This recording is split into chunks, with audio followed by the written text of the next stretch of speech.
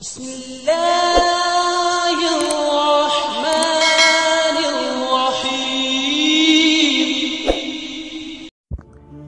Coba kita bayangkan di hari kiamat nanti, jutaan manusia dikumpulkan di padang mahsyar. Hari itu semua manusia berdiri gemetar, mata terbelalak menanti keputusan akhir dari Allah. Tak ada lagi pangkat, tak ada lagi harta, semua hanya berharap ampunan. Orang-orang yang dulu lalai menangis ingin bertobat, yang dulu jauh dari Allah kini memohon pertolongan. Semua berharap ada yang memberi syafaat. Namun tahukah kita, ada satu ayat dalam Al-Quran yang membuat Rasulullah SAW menangis dalam solatnya. Menangis terseduh bukan karena dirinya, tapi karena umatnya. Beliau tidak menangis karena takut tidak masuk surga, bukan karena khawatir dunia, tapi karena takut umatnya tidak selamat di akhirat. Ayat apakah itu? Dan bagaimana kita sebagai umat hari ini harus merespon tangisan Rasulullah itu? Bismillahirrahmanirrahim. Assalamualaikum warahmatullahi wabarakatuh. Syukur alhamdulillah kita masih dipertemukan kembali di channel ini. Salawat dan salam selalu dan tetap tercurahkan kepada junjungan kita Nabi besar Muhammad sallallahu alaihi wasallam.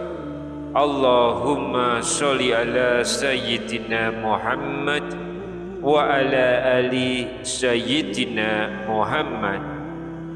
Harapan dan doa saya, semoga sahabatku semuanya selalu diberikan kesehatan, dilapangkan rezekinya, diampuni dosa-dosanya, dan dipanjangkan umurnya. Dan sempatkanlah menuliskan sholawat di kolom komentar.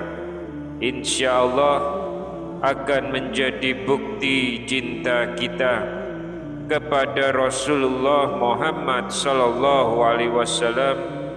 Semoga kita semua mendapatkan syafaat beliau di akhirat kelak. Amin ya rabbal alamin. Sahabat beriman yang dirahmati Allah, di tengah derasnya arus dunia hari ini, banyak orang merasakan hampa, ingin berubah, ingin bertaubat, tapi merasa tidak tahu caranya. Yang muda terlena oleh dunia, yang tua kadang merasa sudah terlambat.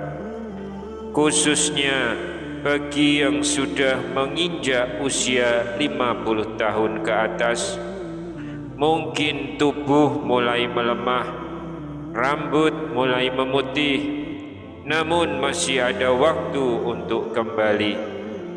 Banyak yang sadar tapi bingung, apakah Allah akan menerima taubatku?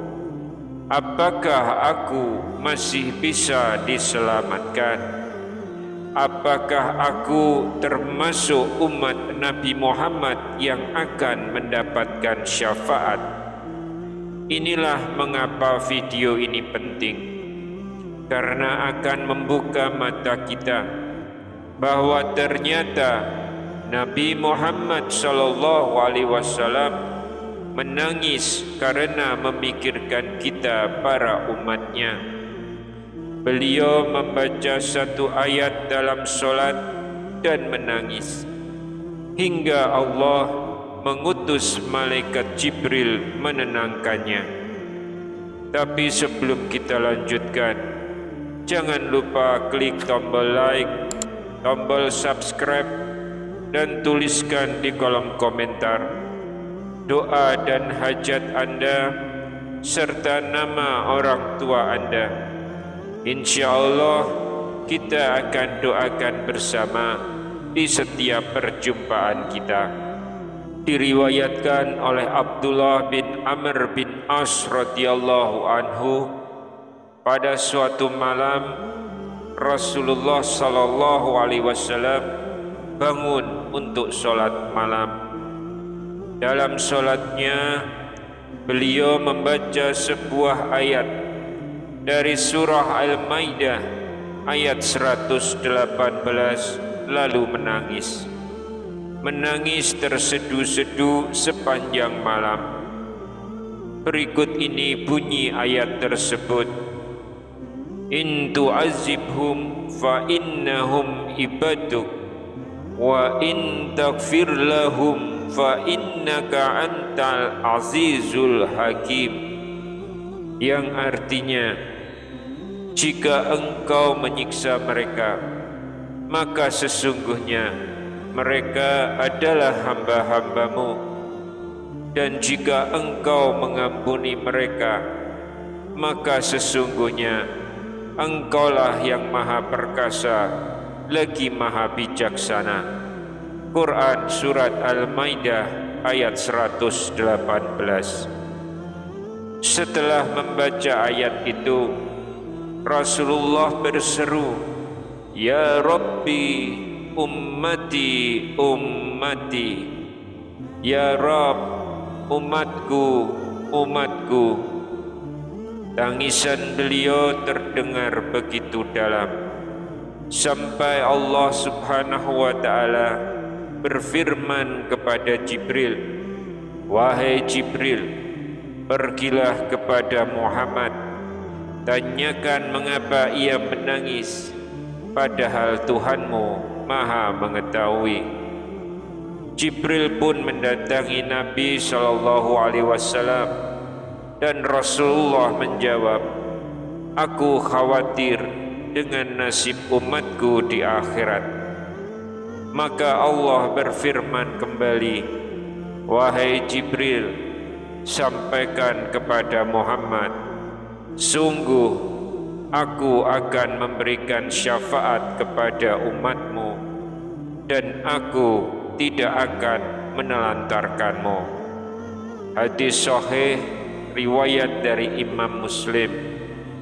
Sahabat yang beriman, Nabi kita, manusia yang paling dekat dengan Allah, yang dosa-dosanya sudah diampuni, yang amalnya tidak tertandingi, masih menangis karena takut kita binasa. Sedangkan kita kadang masih lalai, malas untuk sholat, sibuk dengan dunia, dan lupa pada ajaran beliau. Apakah kita masih pantas berharap syafaat beliau? Saudaraku, tahukah Anda bahwa membaca ayat ini dalam sholat sangatlah dianjurkan, terutama saat kita ingin bertobat dan berharap pengampunan. Ada beberapa manfaat yang bisa kita dapatkan. Yang pertama, mengakui bahwa kita hanyalah seorang hamba. Jika engkau menyiksa mereka, maka mereka hanyalah hambamu. Ini membuat kita rendah hati di hadapan Allah. Yang kedua, membangun harapan atas ampunan Allah. Dan jika engkau mengampuni mereka, sungguh engkaulah yang maha perkasa lagi maha bijaksana. Ayat ini membangkitkan semangat taubat dan harapan kita. Yang ketiga, menyambung cinta kepada Rasulullah sallallahu alaihi wasallam. Kita ikut membaca ayat yang membuat beliau menangis. Kita seolah-olah berkata, Wahai Nabi, aku tidak ingin menyia-nyiakan syafaatmu. Yang keempat, meningkatkan kekhusyukan dalam sholat. Baca ayat ini saat tahajud, witir, atau saat sujud panjang. Biarkan air mata menetes, biarkan hati bicara kepada Allah. Al-Kisah diriwayatkan di masa Umar bin Khattab radhiyallahu an. Ada seorang laki-laki miskin bernama Abu Mihjan.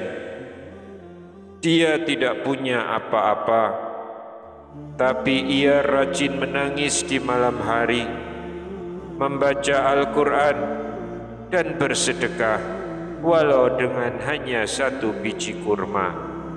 Ketika ditanya kenapa dia selalu menangis, maka dia menjawab, "Aku takut kelak Rasulullah melihatku termasuk umat yang menyia-nyiakan ajarannya."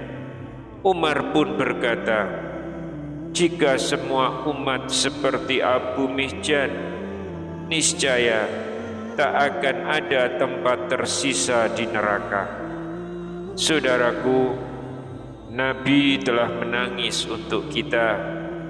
Beliau telah memohon kepada Allah agar kita diampuni.